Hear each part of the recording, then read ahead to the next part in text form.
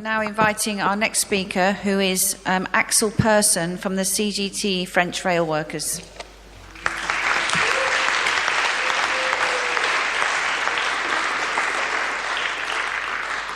So, hello everybody. As said, my name is Axel, and I'm a train driver and general secretary of the CGT Union's Railway Workers branch in Trappes, which is a city in the southeastern suburbs of Paris, which is a city that was built around its railway yard. So in France, as in most countries across Europe and more generally across the world, the ruling classes in France have intensified the offensive against working people's terms and conditions.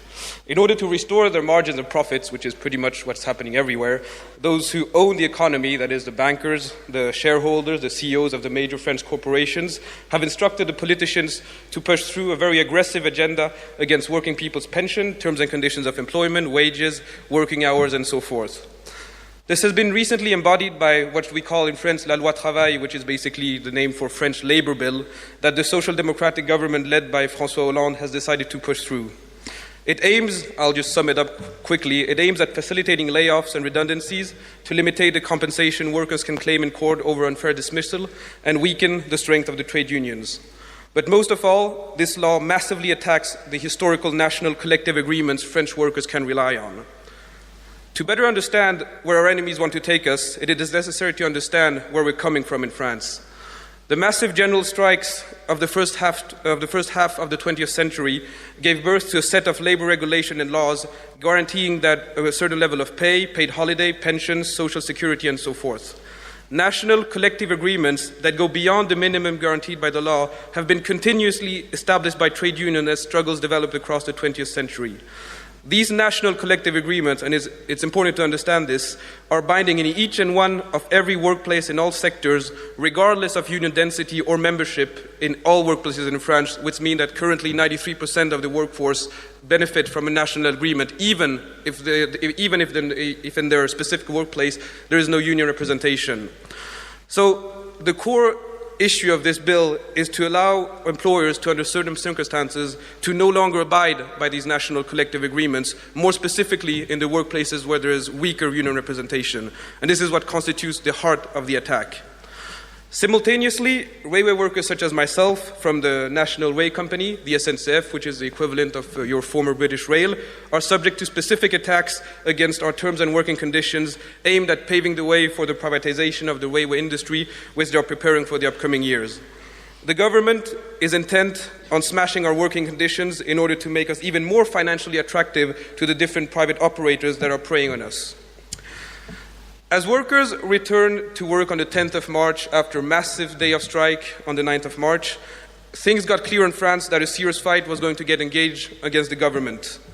A further set of 24-hour work stoppages after the first one in March were called for throughout March and April, and students, high school students, started occupying and closing down their universities and high schools all across April and May. CGT workers in the oil refineries took the struggle a step forward by calling for an unlimited strike and organized the blockades of all the oil depots in France in order to provoke a petrol shortage all across the country. Truck drivers were called out on strike as well, and we railway workers were called into unlimited work stoppage on the 1st of June, as were the garbage workers and as were the dock workers. Several factories, most notably in the car building industry, got on strike as well. As the European Football Cup drew closer in June, oil shortages spread across the country, garbage started piling up in the streets of Paris, the railways was still on strike, and truck drivers were on strike as well, as was the dock workers. The government, sensing that it was being forced to retreat, quickly maneuvered to diffuse the situation sector by sector to save what it deemed essential in the law. So what happened is that the government granted several sectoral demands by issuing, for example, special decrees guaranteeing, for example, that truck drivers would not see part of the law implemented to them. It withdrew several aspects of the bill, such as those relative to the to the compensation we could claim in terms of unfair dismissal, and they even granted the demands that the students had put forward during the strikes in terms of extended scholarship and so forth. And the immediate attacks on the railway workers, as myself, for example, have been postponed, and our terms and conditions, at least for now, have been maintained. So it is a partial victory, but the government did that in order to manage to push through the rest of the bill. And he actually managed to push through the rest of the bill, but it has yet to make its way to each workplace, and I can assure you that we're determined to resist it everywhere they're going to try to implement it. So the fight is far from over, at least for now. It was interesting to note that throughout the strikes that we have in France, that the far-right National Front that has accompanied the rise of racism and Islamophobia for the past decade was forced into mediatic silence as organized labor occupied the front scene during several months. It doesn't mean that the support for it has diminished, not even that racism has diminished, but it gives us a good idea how to most effectively squeeze it out of the political debate and put our class interest in the center of the discussions. This is also, in my opinion, what strikes and struggles are about. It's about retaking political control over our destiny. In that respect, it is important for me to share with you the action undertaken by the press printing workers. They demanded that all the big French paper media publish within their edition a contribution written by Philippe Martinez, which is the General Secretary of the CGT Union, that would explain our position, express support for the strikers, and address the government demanding that it withdraw its labor bill. Of course, all but one paper refused, and as a consequence, the workers refused to print all the papers that had opposed our demand. This was also a demonstration that they even need us workers to distribute and print their own political propaganda. Strong bonds are established in these types of struggles between those that take part of it. Simple discussion as to what type of food we are collectively buying for the strikers become elementally political and instrumentally in strengthening our strike. For example, it becomes a political matter to convince all the strikers that we need to collectively buy food and drinks that, for example, Muslim strikers can have so that they stay as long as possible on the picket line with the rest of the strikers. Even from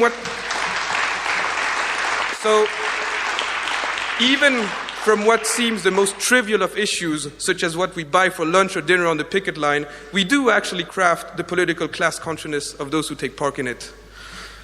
I, in my opinion, insist that it is our duty to so organize industrially and politically as to put an end to this system as well.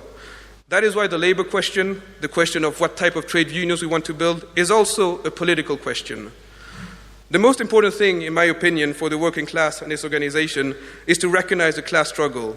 Because I'm sure the situation is the same in Britain as it is in France. Every capitalist, every newspaper will insist that we have no classes and that there is no class struggle because they fear our class consciousness. And what is, in fact, class consciousness? It is quite simply a recognition of the fact that all workers have identical interest with every other working man and woman, regardless of gender, race, ethnicity, or religion. Class consciousness points out the necessity for working class action, economical and political. And that is why our enemies are so adamant on stirring up divisions and hatred based on gender, race, ethnicity, sexual orientation, or religion. And that is also why, in my opinion, working class trade unions need to oppose a constructive fighting program by means of which they can develop a coordinated strategy across all industries aimed at defeating employers and governments. A program to strengthen the power and capacity of labor, but that never loses sight of the ultimate goal, which is the destruction of the system. Political action and industrial action must supplement and sustain each other, and it is, in my opinion, fundamental that we keep that in mind when we try to build the new fighting trade unions we need today. With all this in mind, I wish, of course, to extend my solidarity and support for all the comrades and struggles I've heard today, be it on Southern, the teaching assistants, the food duty workers, and so on. And I really hope that some action can be discussed at this conference at the House to support them. So I thank you very much for giving me the opportunity to speak, and I will be sure to follow very closely the discussions that will be held across the conference today. Thank you very much.